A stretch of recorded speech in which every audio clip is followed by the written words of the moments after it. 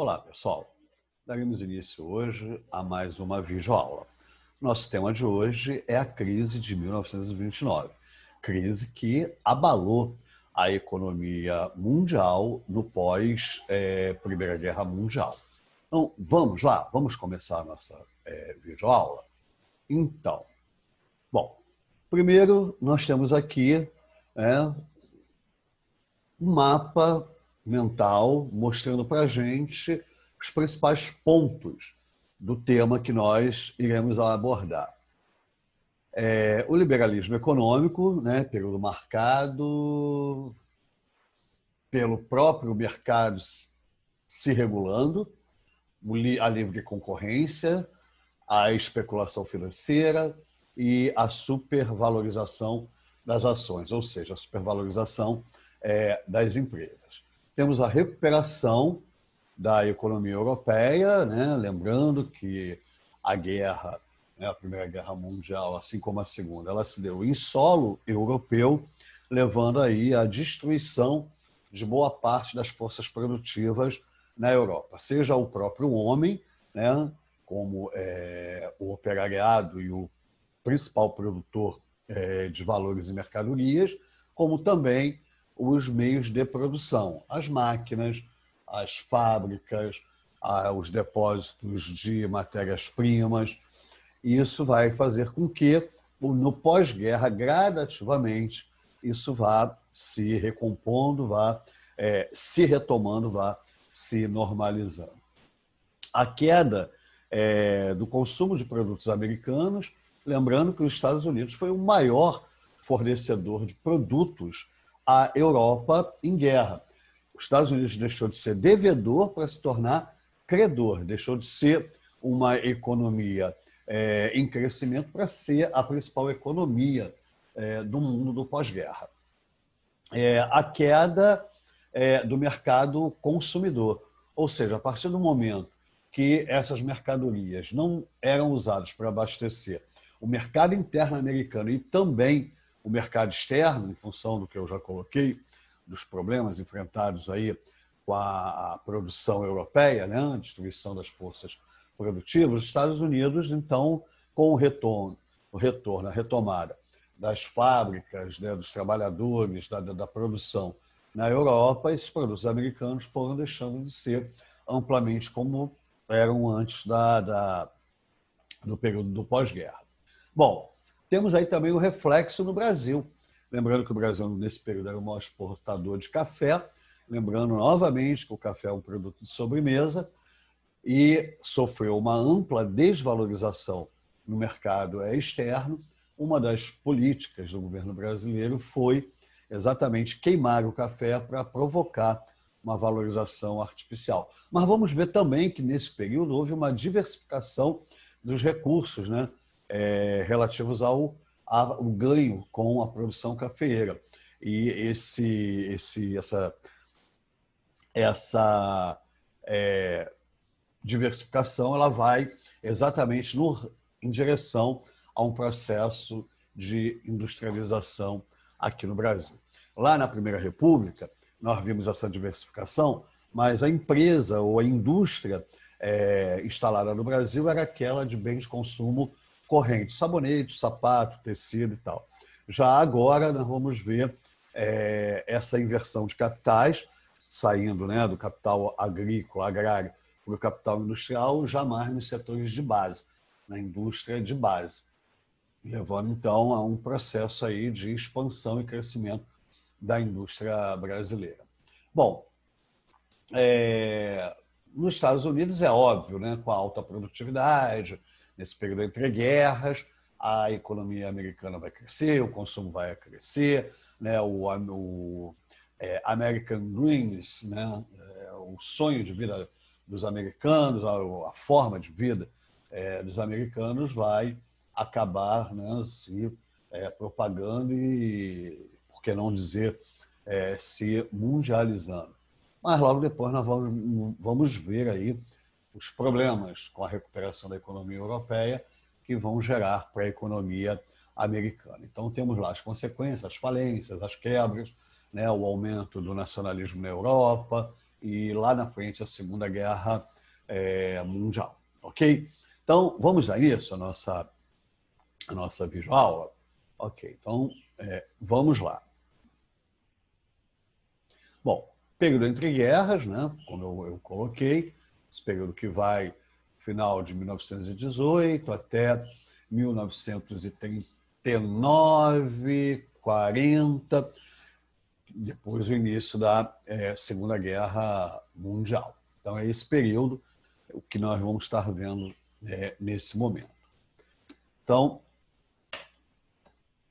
bom, os anos, né, felizes aí, né, World Short Working Hours, quer dizer, a forma de vida dos americanos, né, como os americanos viviam, se comportavam, sociedades do consumo, tudo era, né, esplendor, tudo era grandioso nos Estados Unidos. Então, durante a Primeira Guerra Mundial, a economia norte-americana estava em pleno desenvolvimento. As indústrias dos Estados Unidos produziam e exportavam em grande quantidade, principalmente para os países europeus. Os Estados Unidos continuam exportando. Então, aí, após a guerra, o quadro não mudou, pois os países europeus estavam voltados para a reconstrução das suas indústrias e cidades, necessitando manter suas importações, principalmente dos Estados Unidos. Eu queria chamar aqui a atenção para muitos dos produtos que passaram a ser consumidos no pós-guerra foram frutos das tecnologias, do desenvolvimento de projetos da própria guerra. Por exemplo, como a comida enlatada, né, que foi amplamente usada na guerra.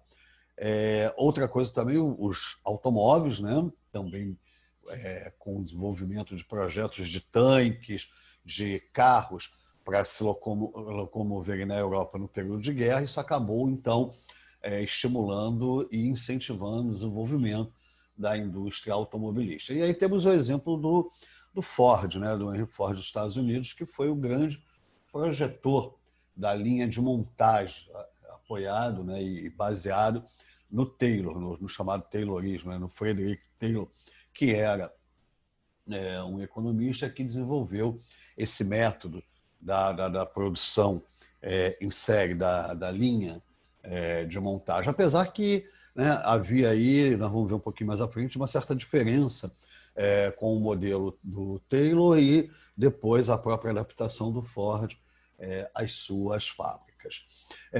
Também, nesse período, acho que é bacana frisar, o Ford ele tinha uma ética protestante, né, a ética calvinista na sua maneira de pensar e na sua maneira de organizar o seu sistema fabril na produção de alimentos. Então, o Ford não aceitava operários que bebessem, prioritariamente operários casados e que tivessem o foco numa vida mais regrada e voltada ao trabalho. E isso, inclusive, gerou, né, alguns problemas em relação às empresas Ford. Várias foram as greves que ocorreram.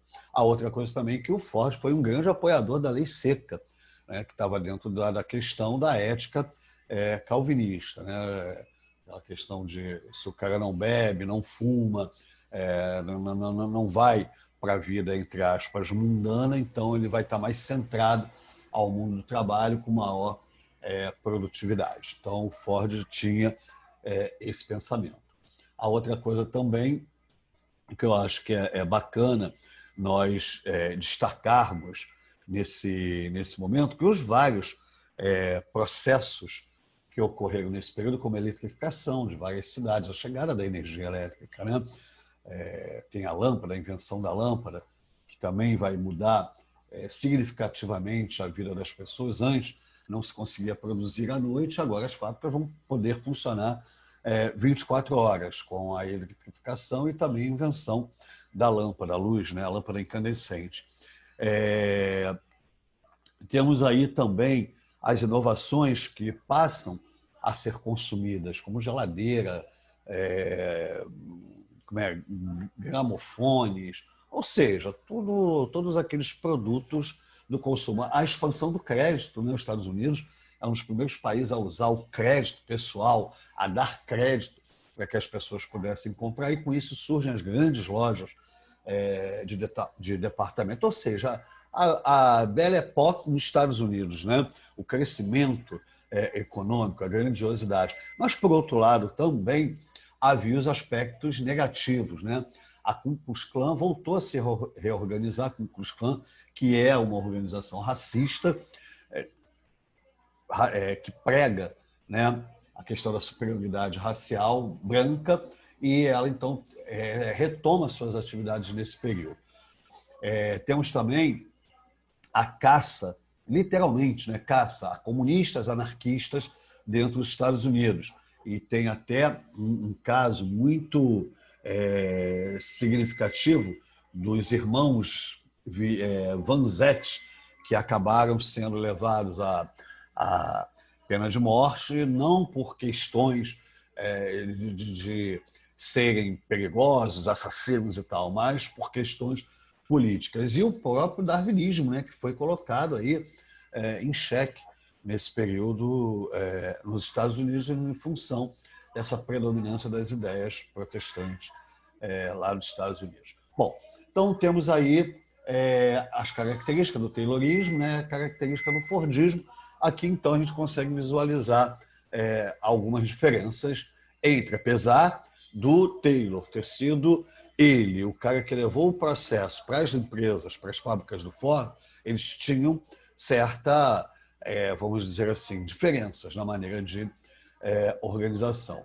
O Taylorismo tem lá a racionalização da produção, a economia de mão de obra, o aumento da produtividade do trabalho, corte de desgastes desnecessários, acabar com qualquer desperdício de tempo. A organização foi hierarquizada e sistematizada, e o tempo da produção passou a ser, então, cronometrado. Já no Fordismo, nós temos aí o salário, né, $5, que foi uma medida para arrebanhar mão de obra, ruptura do modelo artesanal, a criação do serviço social para controlar os trabalhadores.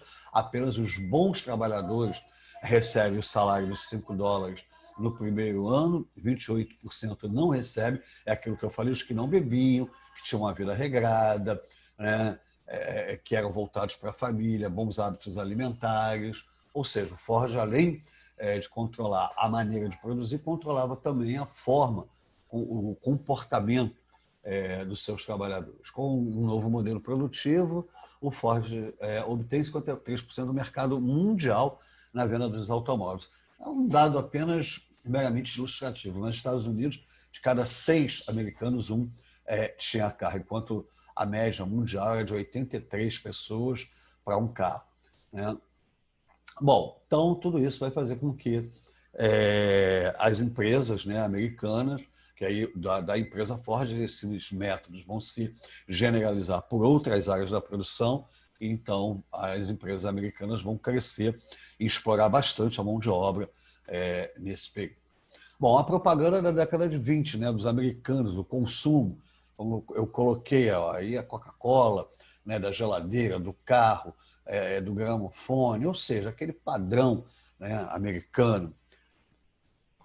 Mas a situação começa a mudar quando os países europeus começam a se recuperar daquele período, né, mais complicado em relação à guerra, né? Aquele período da destruição da guerra. Ou seja, né, nós vamos ver nesse período que a economia europeia começa a se recuperar, o emprego começa a melhorar, as condições, vamos dizer assim, de consumo também. Teve épocas, né, períodos muito difíceis na Europa, onde um pote de manteiga custava fardos de dinheiro. Isso na Áustria, na Alemanha, né, na própria França. O desemprego na Europa era altíssimo, em torno de 10%, dependendo da região, a 18%, enquanto nos Estados Unidos o desemprego era 4%, o nível de desemprego nos Estados Unidos. Mas a Europa vai se reconstruindo, vai se recuperando, mas a produção americana não para. Os Estados Unidos continua produzindo e, vamos dizer assim, sem pôr um freio na produção. Ou seja, a produção é maior do que a capacidade agora de consumo, uma vez que a Europa volta a consumir, e o produto americano, basicamente, ele é menos consumido na Europa e o próprio mercado interno também não tem essa capacidade de consumo ou de consumir tudo aquilo que era produzido pela economia americana. Então, os problemas começam, então, a surgir, né? Com a diminuição das exportações para a Europa, as indústrias norte-americanas começam a aumentar os estoques de produtos, pois já não conseguiam mais vender como antes. Grande parte dessas empresas possuem ações na Bolsa de Valores de Nova York, e milhões de norte-americanos tinham investimento nessas ações. Deixa eu ver aqui. Aqui eu tento explicar um pouquinho para vocês o que é uma bolsa, como funciona a Bolsa de Valores, né? A ação é um pedacinho da empresa, né? Então você se torna meu sócio, ao invés de eu te dar um pedaço da minha empresa, eu te dou um pedaço de papel dizendo que você é dono de uma parte daquele meu bem, né? Então a menor fração do capital de uma empresa. E aí, para você ter uma parte significativa, você tem que ter várias ações, né? Por isso as ações são vendidas em lotes. Quem compra se torna sócio, recebe uma pequena porcentagem do lucro líquido realizado durante um período determinado. Pode ser 1 ano, 2 anos, e aí vai lá de como a empresa se organizou e o que está lá no estatuto lá, da empresa. Recebeu a quantia e pode revender a qualquer momento, podendo ter grandes lucros. Eu comprei uma ação de uma determinada empresa por R$1, ela se valorizou, se estabilizou dentro do mercado e agora essa ação, 1 ano depois, vale R$4. Então eu comprei por 1, vou vender por 4. Realizei um lucro aí de R$3 em relação àquele capital, aquele dinheiro que eu investi. E a ação ela tem também um papel muito especulativo, que é muito difícil, né? Você dizer efetivamente quanto custa uma empresa. Você tem formas de aferir determinados valores, mas você não tem uma precisão na valorização. Hoje, essas empresas de alta tecnologia são as mais valorizadas do mercado, né? Naquela época, a de automóveis, a de eletroeletrônicos, de eletrodomésticos, ou seja, eram grandes empresas e que tinham lá, né, o seu poder lá de investimento, capacidade produtiva, que gerava, então, o valor que era colocado aí em cada uma dessas ações. E o movimento especulativo, é óbvio. Eu tenho, agora mesmo, né, com a pandemia, a Sinovac, se eu não me engano, o nome, né, correto da empresa aí, inglesa que está produzindo, ou que vai produzir, que está pesquisando e deve aí produzir a vacina do coronavírus, novo coronavírus, né? Ela teve uma valorização de não sei quantos % após divulgar que seus estudos estavam avançados, que poderia ter uma vacina antes mesmo das outras concorrentes. Então, isso tudo é especulação. Isso é o que vai gerar um certo valor, e esse valor ele é um valor artificial, não é um valor real. Bom, então é assim que a Bolsa funciona, com essas especulações, as empresas, né, divididas em pequenas pedacinhos e que são transformadas em papéis, e esses papéis são vendidos nesse lugar chamado Bolsa de Valores. A tecnologia que vai permitir que esses investimentos ocorram a qualquer momento e lugar. Ou seja, o capital hoje, como se diz, ele não tem pátria. O capital ele é internacional. Eu posso pegar o meu dinheiro hoje, investir numa empresa brasileira, amanhã vender todas as ações e comprar ações de uma empresa tailandesa, vender, depois comprar de uma indiana, vender, depois comprar de uma sul-africana. Ou seja, né, a tecnologia hoje me permite fazer essa movimentação com o meu capital, com o capital das grandes empresas.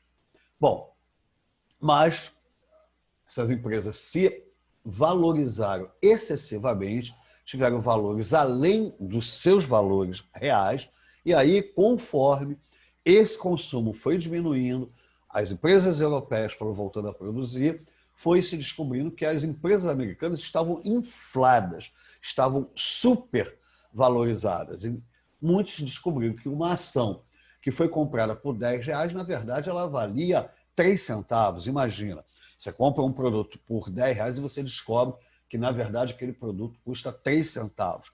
E aí, né, as pessoas, no desespero, começaram a querer vender as ações, o que fez com que o preço das ações despencasse. Até as ações daquelas empresas mais sólidas acabaram sendo atingidas e, com isso, a economia americana, que está interligada à economia mundial, sofre o famoso crash, ou a quebra da Bolsa, com a quebra de várias empresas, centenas de empresas, levando ao empobrecimento imediato de centenas de milhares de pessoas. Pessoas que perderam empregos, pessoas que viram suas poupanças virarem fumaça, virarem poeira de uma hora para outra. E foi um desespero total nos Estados Unidos. E a crise se espalhou, né? A crise não fica só nos Estados Unidos. Como eu falei, a economia americana se tornou a maior economia do pós-guerra. Os Estados Unidos deixou de ser devedor para ser credor, para ser um grande exportador de bens e capital. A economia americana entrando em crise, ela arrasta com ela o restante da economia mundial. Então tá lá, a crise também conhecida como a Grande Depressão, foi a maior de toda a história dos Estados Unidos. Como nesta época, diversos países do mundo mantinham relações comerciais com os Estados Unidos, a crise acabou se espalhando por quase todos os continentes. E aí eu coloquei uma chargezinha para vocês verem como isso funcionou. Né? A quebra das empresas vai levar ao desemprego, o desemprego leva a uma situação de desespero da população, que não tem sequer dinheiro para comprar o alimento, que dirá para poder comprar o remédio, para poder comprar, pagar seu aluguel, para ter a sua moradia, e isso então leva a uma condição de fome, miséria, de austeridade mesmo. E ali tem um gráficozinho que eu coloquei, que é em relação à questão da força de trabalho, do desemprego, né? Chegando aí a um determinado período de 24% da população americana economicamente ativa desempregada. Bom, e aqui um mecanismozinho, um esqueminha bem resumido da crise, né? Então nós temos aí, primeiro, a falência das indústrias e das empresas comerciais.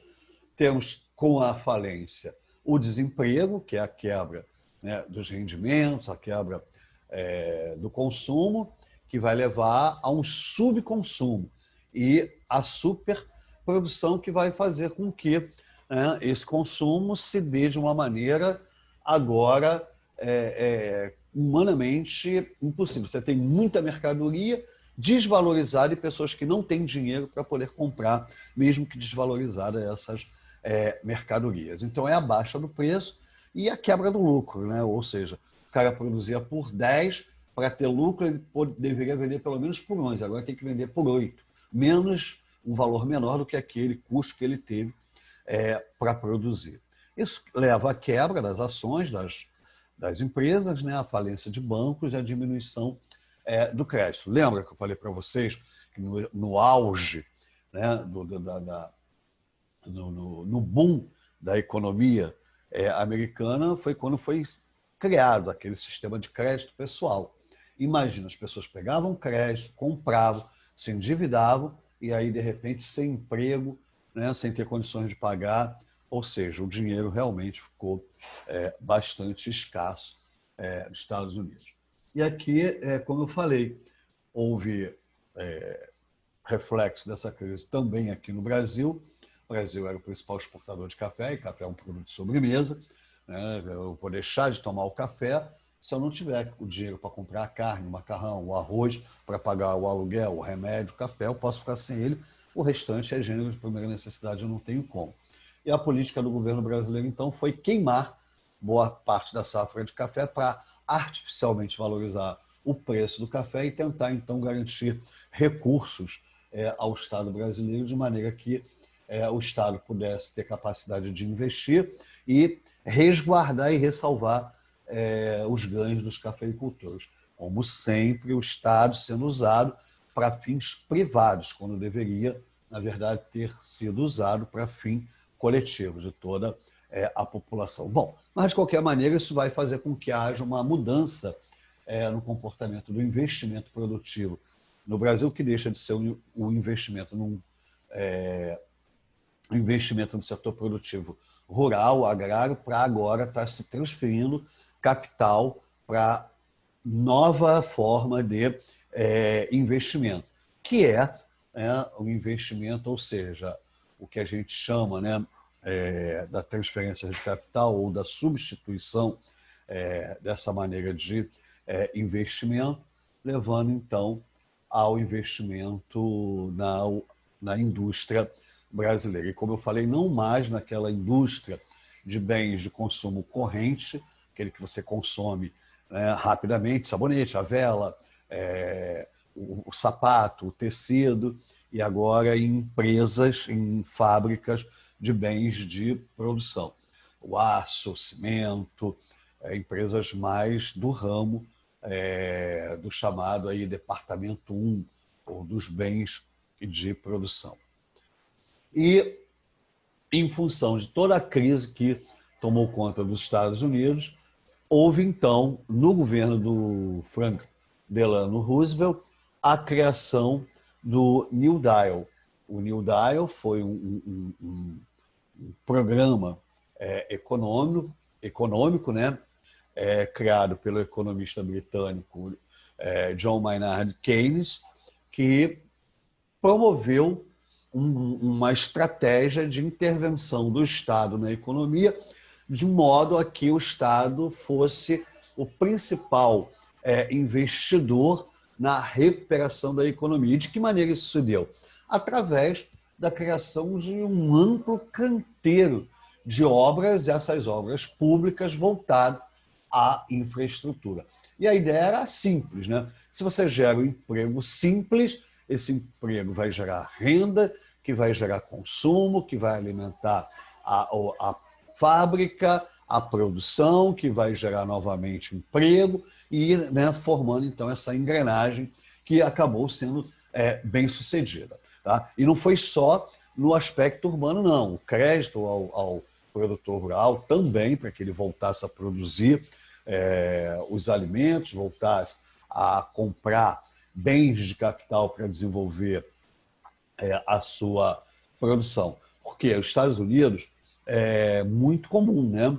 Desde lá da Guerra de Secessão Americana, a reforma agrária que foi feita desmembrou as grandes propriedades em pequenas e médias propriedades. Então, o agricultor, o produtor rural americano, ele tem um bom padrão de vida, porque ele tem acesso a esses meios de produção, ao trator, à mecanização de uma forma geral, ao uso de fertilizantes, ou seja, de tecnologia na sua produção rural. E o programa foi tão bem sucedido que no começo da década de 40 a economia americana já estava novamente em pleno funcionamento. Tá. E aqui um esqueminha de como o plano funcionou. Né? De acordo com o plano econômico, o governo norte-americano passou a controlar os preços, a produção das indústrias e das fazendas. Com isso, o governo conseguiu controlar a inflação e evitar a formação de estoques. Então, está ali o plano, né? Incentiva as grandes obras públicas, controle da atividade bancária, desvalorização da moeda, subsídio aos agricultores para diminuírem a produção, fixação do salário mínimo, redução do horário de trabalho e proibição do trabalho infantil. Essas medidas, então, vão gerar a criação de empregos, aumento dos rendimentos das famílias, vai aumentar o consumo, aumento da produção industrial, escoamento da produção agrícola também, reanimação do comércio, vai aumentar a arrecadação de impostos, que vai poder, então, estar incentivando o governo a novamente fazer essa engrenagem funcionar. E com isso, então, os Estados Unidos vai superando, então, a sua crise e com a superação da crise nos Estados Unidos se recupera também a crise da economia mundial. Agora, lembrando que esse período, o período da Grande Depressão americana, também vai ser, né, um alimento, vai ser um combustível para a crise das chamadas democracias liberais e da economia liberal. E mais lá na frente nós vamos ver como isso acaba influenciando no surgimento dos regimes autoritários, né, do fascismo e no nazismo. Bom, espero, gente, ter, com a nossa aula de hoje, ter podido ajudar vocês. Eu tenho sempre colocado para vocês. A aula é importante? Né? A videoaula é importante, mas é importante também que vocês usem dos recursos que vocês possam e que vocês tenham em mãos para poder estar aprimorando aí os conhecimentos de vocês, ok? Então, eu vou ficando por aqui. Agradeço a vocês pela atenção, e até breve.